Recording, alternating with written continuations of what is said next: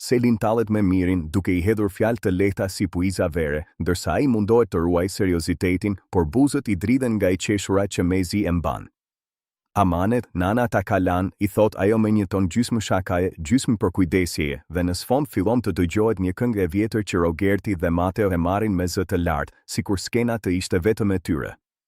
Zërat e tyre përzihen me ajrin e pasdites, duke krijuar një atmosferë të ngrohtë, thuajse të paharrueshme. Papritur, në mes të një note të zgjatur, të dy shpërthejnë në të qeshura dhe bien në tokë, duke mbajtur barkun me duar.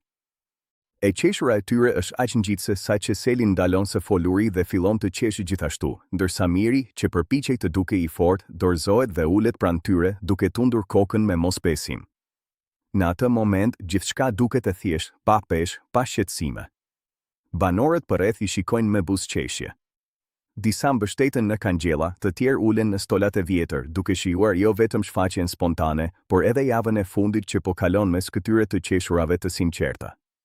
Ka diçka të veçantë në ajër, një ndjenjë se këto momente janë të rralla dhe duhet të ruhen në kujtesë, si një këngë që nuk do të përsëritet më në të njëjtën mënyrë. Fëmijët ndalojnë lojën për të parë, të moshuarit tundin kokën me mall, ndërsa të rinj bashkohen me ritmin e gëzimit.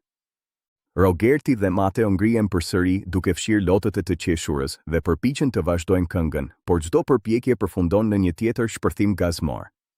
Selin I sheh dhe tund kokën, sikur të thotë se këta çaste janë më të bukura kur nuk merren seriozisht.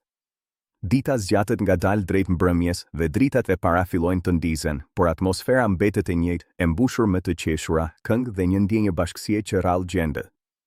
Është java e fundit dhe secili e di këtë, por askush nuk e thot me zë të lartë. Në vend të fjalëve, ata zgjedhin të qeshin, të këndojnë dhe të jetojnë çdo sekond sikur të ishte më e çmuara. Dhe ndoshta, vite më vonë, kur gjithçka të ketë ndryshuar, dikush do ta kujtojë këtë ditë, Selin që tallej, Mirin që përpiqej të qëndronte serioz, Rogertin dhe Mateon që binin në tokë nga I qeshura, dhe do të buzëqesh, duke e ditur se ato momente ishin më shumë se thjesht kujtime. Ishin jedhë.